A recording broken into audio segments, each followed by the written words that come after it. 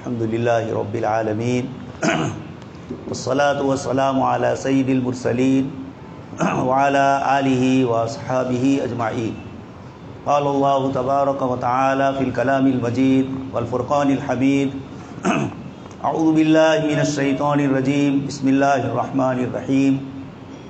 وقال الملک ائتونی بہ استخلصہ لنفسی فلما كلمه قال إنك اليوم لدينا مكين أمين قال اجعلني على خزائن الأرض إني حفيظ عليم. وقال تعالى وعد الله الذين آمنوا منكم وعملوا الصالحات ليستخلفنهم في الأرض كما استخلف الذين من قبلهم وليمكنن دينهم الذي ارتضى لهم وَلَيُبَدِّلَنَّهُم مِّن بَعْدِ خَوْفِهِمْ أَمْنًا يَعْبُدُونَنِي لَا يُشْرِكُونَ بِي شَيْئًا. وقال النبي صلى الله عليه وسلم الداعي إلى الخير كفاعله. صدق الله العظيم وصدق رسوله النبي الكريم ونحن على ذلك لمن الشاهدين والشاكرين والحمد لله رب العالمين. محترم و مکرم حضرات علماء کرام اور ایمان والے بھائیوں، گزشتہ سے اگلی جمعہ کو کچھ چیزیں ذکر فرمائی گئی تھی جس میں یہ بتلایا گیا کہ دنیا میں مسلمان جن جن حالات میں ہوتے ہیں اس کی الگ الگ تین شکلیں ہوتی ہیں. ایک تو مسلمان کسی ملک میں اکثریت میں ہو، میجورٹی میں ہو، وہاں کے احکام اور وہاں کے مسائل کیا ہے اللہ پاک نے اور جناب نبی اکرم صلی اللہ علیہ وسلم نے اس کو تفصیل سے ذکر فرمایا. دوسرا مسلمان ایسی جگہ میں ہو جہاں بہت تھوڑی تعداد میں ہو اور وہاں پر بھی ان کے لیے پریشانیاں اور مسائل ہو. اس کے مسائل بھی جناب نبی اکرم صلی اللہ علیہ وسلم خود مکہ میں رہے، صحابہ کرام نے ہجرت کی اور مختلف زمانوں میں مختلف علاقوں میں مسلمانوں کی بہت کم تعداد رہی اور وہاں ان کو دین پر کیسے عمل کرنا اس سلسلے کی بھی معلومات اور رہنمائی ہے. تیسری شکل جس سے میں اور آپ اس ملک میں رہ رہے ہیں، یہاں ہم اکثریت میں بھی نہیں ہے تو ہم یہاں پر بالکل کم تعداد میں بھی نہیں. ایک بہت بڑی تعداد 20 سے 25 کروڑ مسلمان اس ملک میں آباد ہے. اس سلسلے میں بتلایا گیا تھا کہ دو چیزیں ہیں. ایک تو سیاسی اعتبار سے کسی ملک میں حصہ لینا. ملک کا نظام اگر سیکولر ہے تو اس سیکولر نظام میں اپنے آپ کو بھی دین اور ایمان کی حفاظت کے ساتھ اس میں شریک اور شامل کرنا. یہ سیاسی پہلو ہے جس سے کتاب و سنت کے اندر احکام مذکور ہے اور اسی طریقے سے علماء کرام نے بھی اس سلسلے کے مسائل ذکر فرمائے. دوسری حیثیت اس ملک میں ہماری دعوت والی ہے.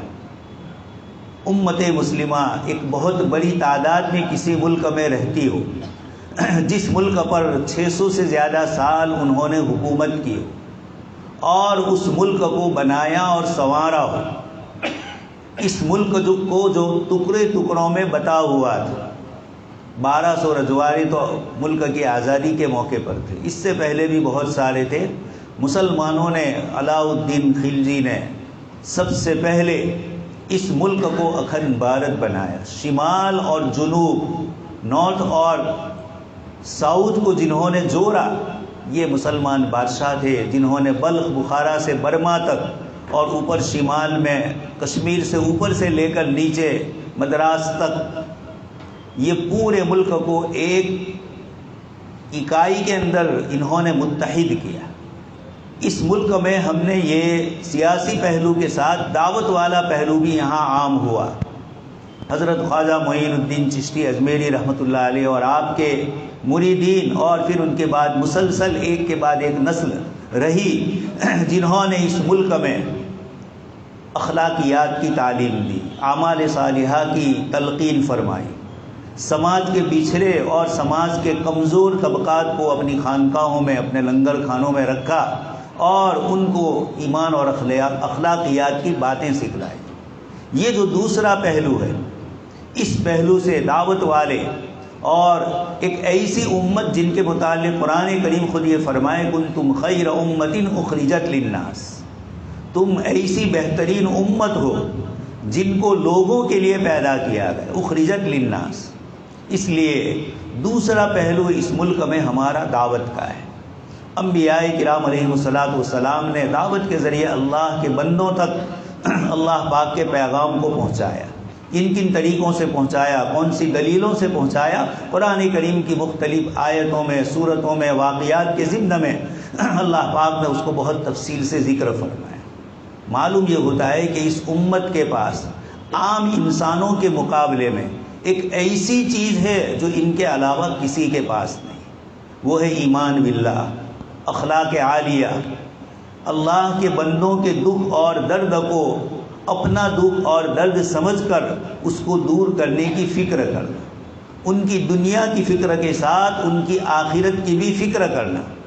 یہ اللہ تبارک تعالیٰ نے اس امت کو تأمرون بالمعروف وتنہون عن المنکر، اچھی اور بھلی باتوں سے لوگوں کو آشنا کرایا جائے، لوگوں کو اس کا حکم دیا جائے اور بری چیزوں سے لوگوں کو روکا جائے۔ یہ اس امت کی سب سے بڑی خصوصیت ذکر فرمائے۔ اس ملک میں ہماری یہ دونوں حیثیتیں رہی، سیاسی اعتبار سے بھی 600 سال تک ایک بہترین منظم ایڈمنسٹریشن دیا جس نے پورے ملک کو دنیا میں روشن کیا۔ یہ سیاسی پہلو تو تھا ہی، لیکن اس کے ساتھ، اس ملک کے ساتھ اولیاء اعظام، صوفیاء کرام، اللہ کے نیک اور صالح بندوں کی مخلص محنتیں رہی، جس کی بنیاد پر میں اور آپ آج بھی دین اسلام پر کما حقہ کتاب و سنت کے علوم کی حفاظت کے ساتھ اس ملک میں زندہ ہے۔ اس لیے پہلا پہلو حکومتوں کا بدلنا اور حکومتوں کی ہیر پھیر ہونا، مسلمان اس سے زیادہ متاثر نہیں ہوتا ہے۔ اس کا ایمان ہے قل اللہم مالک الملک تؤتی الملک من تشاء وتنزع الملک ممن تشاء۔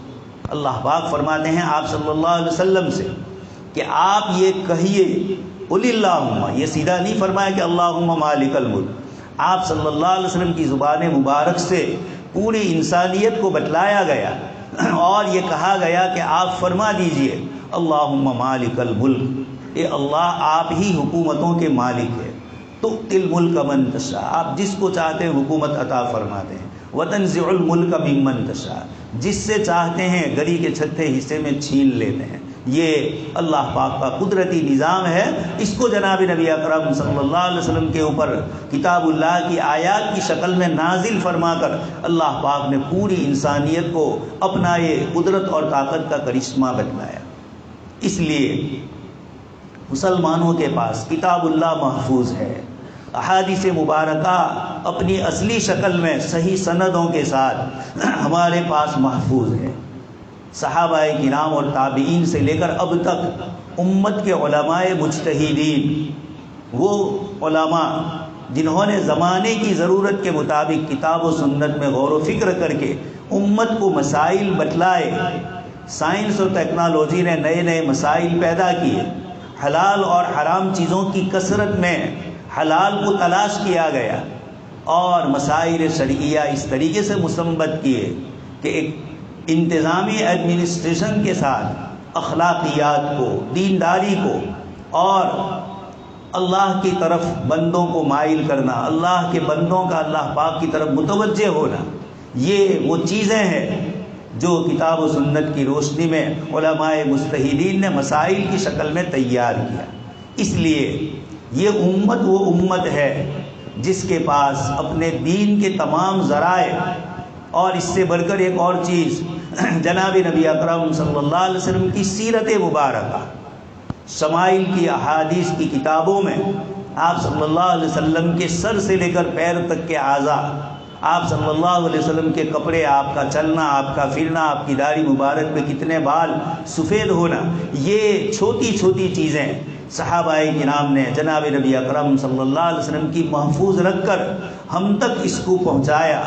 آج 1400 سال کے بعد بھی آقا مدنی صلی اللہ علیہ وسلم کی کسی سنت پر ہمیں عمل کرنا ہے۔ آپ کی کھانے پینے کی چیزیں کیا تھی، آپ کس طرح اپنے گھر میں رہتے تھے، آپ باہر لوگوں کے درمیان کیسے رہتے تھے، یہ تمام چیزیں محفوظ ہے۔ اس لیے یہ امت سب سے بڑی امانت دار ہے۔ اس لیے آپ کے سامنے میں نے آیت پڑھی، اللہ پاک نے اس میں ارشاد فرمایا وعد اللہ الذین آمنوا وعملوا الصالحات، اس امت کو اللہ نے وعدہ فرمایا، الذین آمنوا، جو ایمان لائے اور اچھے اعمال کیے، لَيَسْتَخْلِفَنَّهُمْ فِي الْأَرْضِ كَمَا اسْتَخْلَفَ الَّذِينَ مِنْ قَبْلِهِمْ، ضرور بھی ضرور اللہ تبارک تعالیٰ ان کو دنیا کی حکومت کی باغدور دیں گے، خلیفہ اور نائب بنائیں گے۔ لَيَسْتَخْلِفَنَّهُمْ فِي الْأَرْضِ كَمَا اسْتَخْلَفَ الَّذِينَ مِنْ قَبْلِهِمْ، جیسے ان سے پہلے حضرت داؤد علیہ السلام، سلیمان علیہ السلام اور دیگر انبیاء کرام علیہ السلام کی متبعین کو بادشاہت عطا فرمائی، حکومتیں عطا فرمائی۔ اللہ پاک فرماتے ہیں وعد اللہ، اور ومن اصدق من اللہ قیلا، اللہ سے سچا کون ہو سکتا ہے؟ اللہ پاک نے فرمایا کما استخلف الذین من قبلہم وَلَيُمَكِّنَنَّ لَهُمْ دِينَهُمُ الَّذِي ارْتَضَىٰ لَهُمْ، اور تمہارے اس دین کو غلبہ عطا فرمائیں گے جس دین کو اللہ نے تمہارے لیے پسند فرما لیا ہے۔ وَلَيُمَكِّنَنَّ لَهُمْ، ان کے دین کو اللہ پاک مضبوط فرمائیں گے۔ مکنہ عربی زبان میں کہا جاتا ہے کسی چیز پر مکمل کنٹرول کرنے۔ وَكَذَلِكَ مَكَّنَّا لِيُوسُفَ فِي الْأَرْضِ، اس آیت میں بھی حضرت یوسف علیہ السلام کو ملک کے خزانوں کا ذمہ دار بنایا گیا۔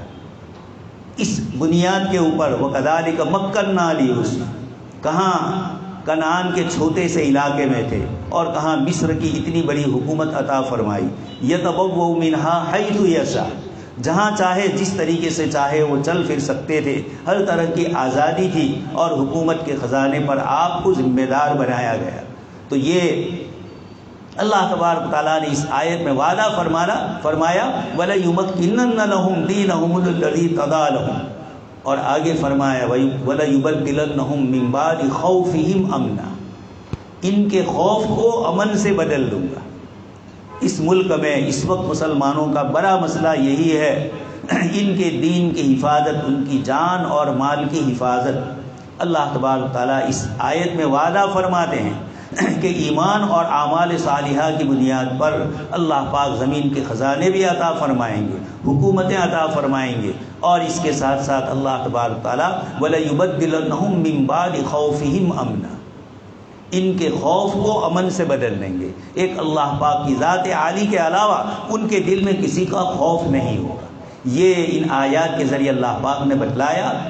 اللہ تبارک تعالیٰ نے پہلی صدی ہجری میں جناب نبی اکرم صلی اللہ علیہ وسلم کے صحابہ کرام کے ذریعے دنیا کی 3 بڑی سپر پاور طاقتوں کو اسلام کی صحیح رہنمائی بتلائی گئی۔ آپ صلی اللہ علیہ وسلم کے صحابہ اور تابعین کے ذریعے ایران اور روم اور مصر، ان کو 6 صدی عیسوی اور پہلی صدی ہجری میں اللہ تبارک تعالیٰ نے اسی دین کے ذریعے وہاں کے لوگوں کو اللہ کے دین میں داخل فرمایا۔ وَرَأَيْتَ النَّاسَ يَدْخُلُونَ فِي دِينِ اللَّهِ أَفْوَاجًا، آپ صلی اللہ علیہ وسلم کو بشارت دی، اور پھر فرمایا وَآخَرِينَ مِنْهُمْ لَمَّا يَلْحَقُوا بِهِمْ نَصْرٌ مِّنَ اللَّهِ وَفَتْحٌ قَرِيبٌ۔ یہ سارے وعدے اللہ تبارک تعالیٰ نے فرمائے، اور یہ پوری روئے زمین پر مسلمانوں کو تمکین اور قدرت عطا فرمائے۔ اس لیے اس امت کے پاس پہلی صدی ہجری میں بھی دنیا کی سپر پاور طاقتوں میں رہنے والے عوام الناس کو صحیح رہنمائی دے کر ایمان اور اسلام کی دولت سے مالا مال کیا۔ رستم کے دربار میں حضرت ربیع ابن عامر رضی اللہ تعالیٰ عنہ، حضرت سعد ابن ابی وقاص رضی اللہ تعالیٰ عنہ کے نائب بن کر آپ کی طرف سے گفتگو کرنے کے لیے دنیا کی سب سے بڑی سپر پاور طاقت کا جنرل رستم سپہ سالار، اس کی خدمت میں حضرت ربیع ابن عامر رضی اللہ تعالیٰ عنہ پہنچے۔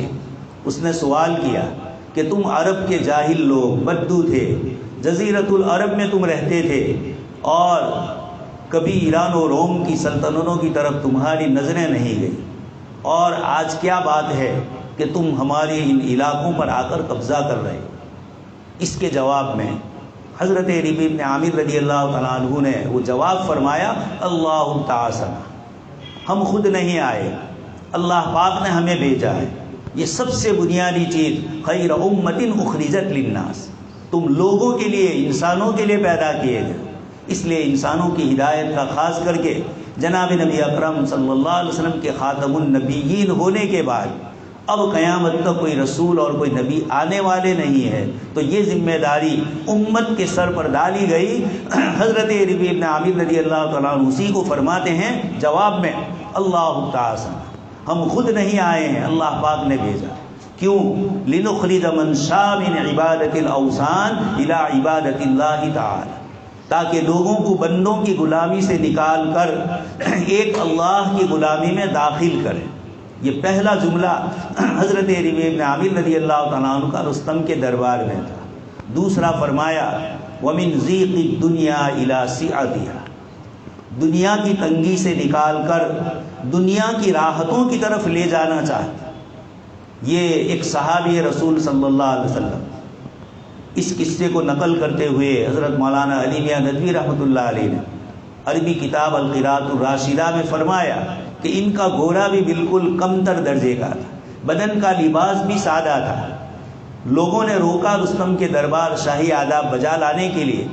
آپ نے فرمایا میں آیا نہیں ہوں، تمہارے سپہ سالار نے بلایا ہے، میں جس حال میں ہوں اسی حال میں دربار میں آؤں گا، کوئی سجدہ کوئی تعظیم میری طرف سے نہیں ہوگی۔ ان لوگوں نے روکنا چاہا، رستم نے کہا کہ ان کو اسی حال میں آنے دو۔ اسی حال میں بغیر کسی خوف اور ڈر کے رستم نے اپنا دربار سجایا ہوا تھا ساری مادی چیزوں سے، شاندار قسم کے گالیچے، شاندار قسم کا فرنیچر، اور بڑے بڑے لشکر کے امیر لشکر کے ہتھیار لے کر اس کے دربار میں درباری بن کر کھڑے۔ مورخین لکھتے ہیں کہ حضرت ربیع بن عامر رضی اللہ تعالیٰ عنہ اپنا گھوڑا بادشاہ کے قریب باندھا سپہ سالار کے، اور اس کے تخت پر اس کے بازو میں جا کر بیٹھ گئے۔ یہ انسانیت کی مساوات اور برابری بتلائی، ورنہ بادشاہ بہت اونچے بیٹھتے ہیں اور رعیت نیچے ہوتی ہے، ان کے وزیر نیچے ہوتے ہیں۔ حضرت ربیع بن عامر رضی اللہ تعالیٰ عنہ نے سب سے پہلے اس کو ختم کیا اور یہ جملہ فرمایا کہ دنیا کی تنگی سے نکال کر دنیا کی راحت کی طرف لے جائے۔ عجیب جملہ ہے۔ صحابی رسول آخرت کی اور جنت کی نعمتوں کا ذکر نہیں کر رہے ہیں، وہ فرماتے ہیں دنیا کی تنگی۔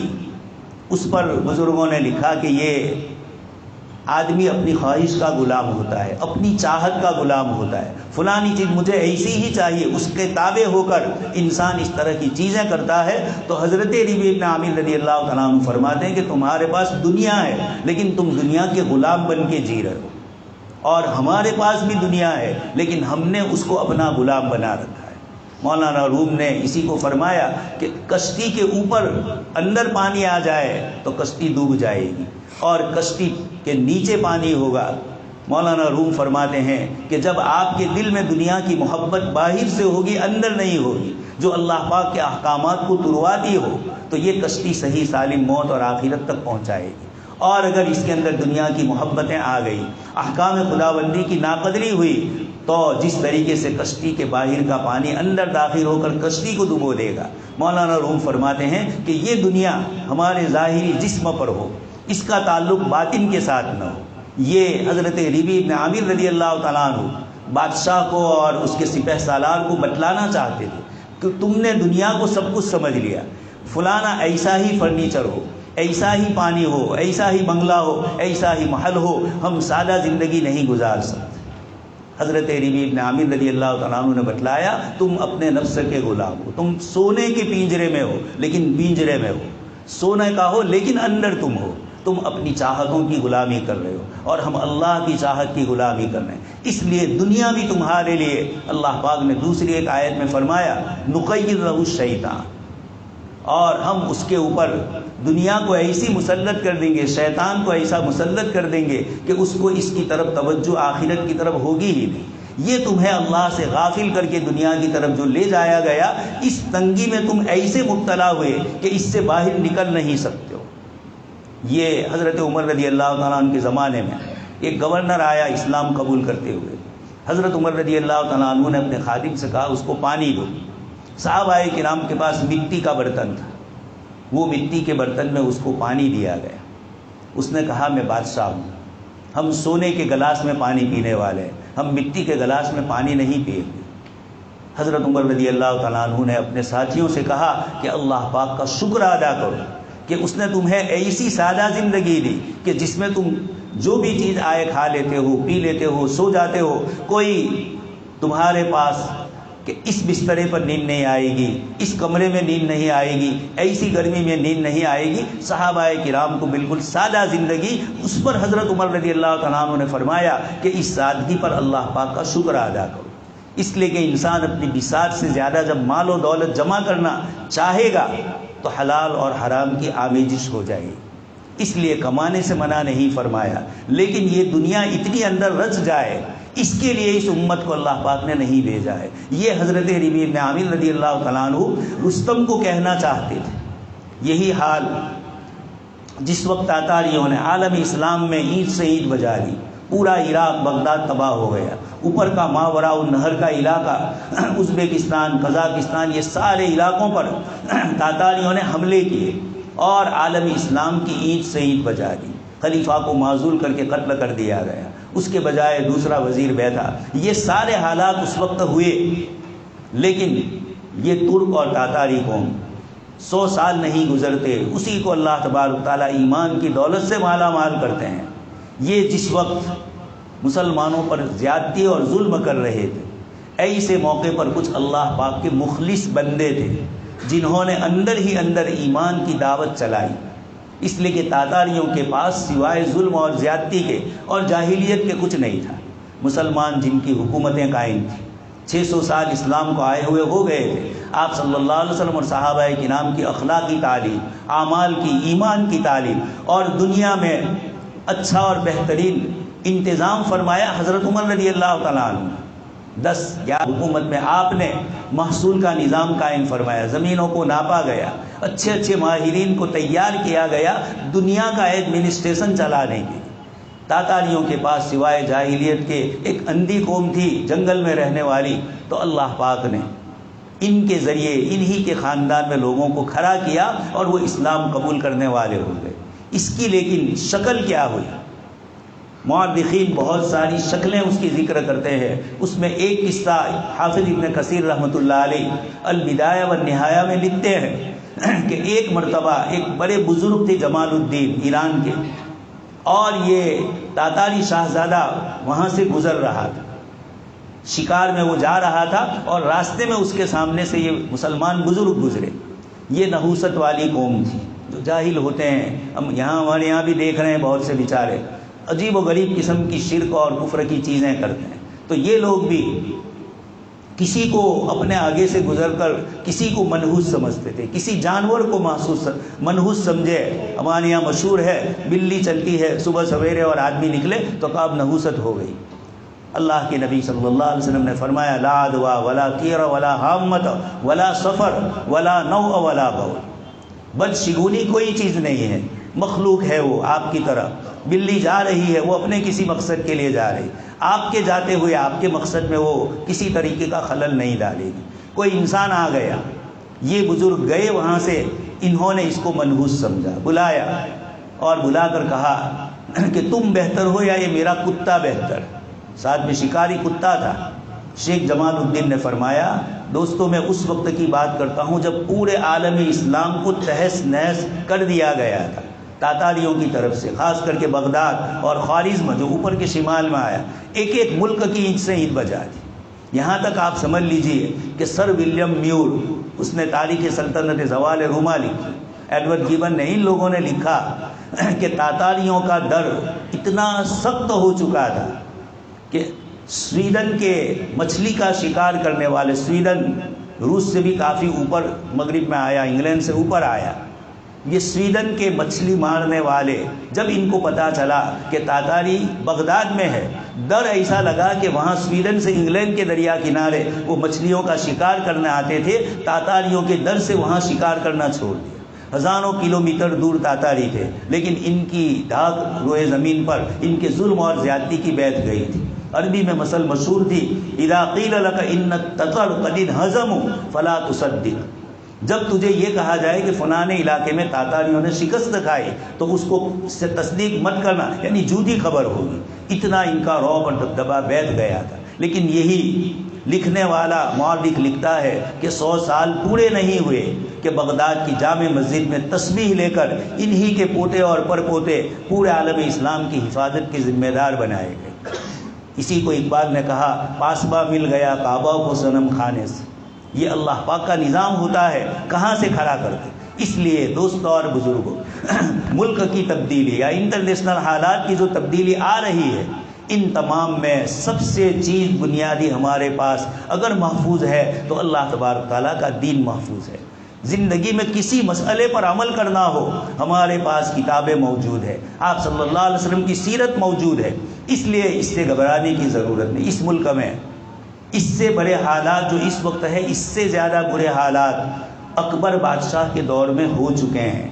اسلام کو ذلیل کرنے کی ہر امکانی کوششیں بادشاہ وقت کی طرف سے ہوئی، اور اس کے نو رتنوں میں جو غیر مسلم تھے، برہمن وغیرہ، وہ بھی ان کو انہی چیزوں کی طرف آمادہ کرتے تھے۔ کچھ مسلمان پیسہ کھانے والے علماء سو تھے، ابو الفضل اور فیضی جیسے، جنہوں نے اس کے دل میں یہ تصور کروایا کہ اسلام کو 1000 سال پورے ہو گئے، اب یہ آؤٹ آف ڈیٹ ہو گیا، نعوذ باللہ، اب نئے دین کی ضرورت ہے۔ اور اسی میں اکبر کا دین الہی جو کفر اور شرک سے بھرا پڑا تھا، اللہ پاک نے ایک بندے کو کھڑا کیا، لیکن خاموشی کے ساتھ۔ وہ سرہند میں بیٹھا ہوا ہے، مجدد الفسانی رحمۃ اللہ علیہ، اور وہاں سے اکبر تو تھوڑی مدت کے بعد انتقال کر گیا، جہانگیر آیا۔ جہانگیر کے دور حکومت میں آپ نے بڑے بڑے جو امیر تھے وہاں کے، ان سب کے نام دین کی نسبت سے خطوط لکھے، اور ان سب کو ایک دینی ماحول پیدا کرنے کی طرف بلایا۔ اللہ پاک کا احسان ہوا کہ اس کے بعد 300 سال تک اس ملک میں مسلمان دین اور ایمان اور اپنے مسائل اور اپنی کتاب و سنت کی ساری شکلوں کے ساتھ محفوظ رہے۔ پھر انگریز آئے اور پھر اس کے بعد حالات بدلے، لیکن اس وقت بھی دنیا کے علماء کی نظر ہندوستان کی طرف، وہ جانتے ہیں کہ یہاں اللہ پاک نے اہل اللہ پیدا کیے، کتاب و سنت کے ماہرین پیدا ہوئے۔ اس لیے اس ملک میں ہمارے پاس جو چیز ہے، میں نے آیت پڑھی تھی آپ کے سامنے، اجعلنی علی خزائن الارض۔ حضرت یوسف علیہ السلام کو بادشاہ نے جب کہا کہ آپ آج سے لدینا مکین امین، آپ امانت دار اور پوری حکومت آپ کی ہوگی، حضرت یوسف علیہ السلام نے فرمایا اجعلنی علی خزائن الارض، آپ کو خزانے کا ذمہ دار بنایا جا رہا ہے۔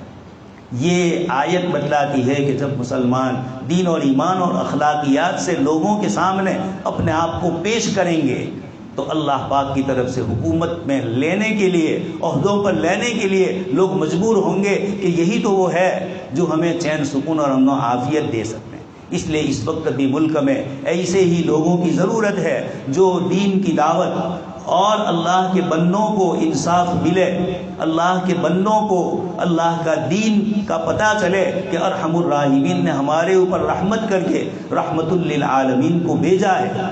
یہ اس وقت کی ضرورت ہے، یہی مسئلہ حل کرے گا۔ سیاست تو وقتی اور عارضی ہوتی ہے، اور یہ امت کی سب سے بڑی ذمہ داری ہے۔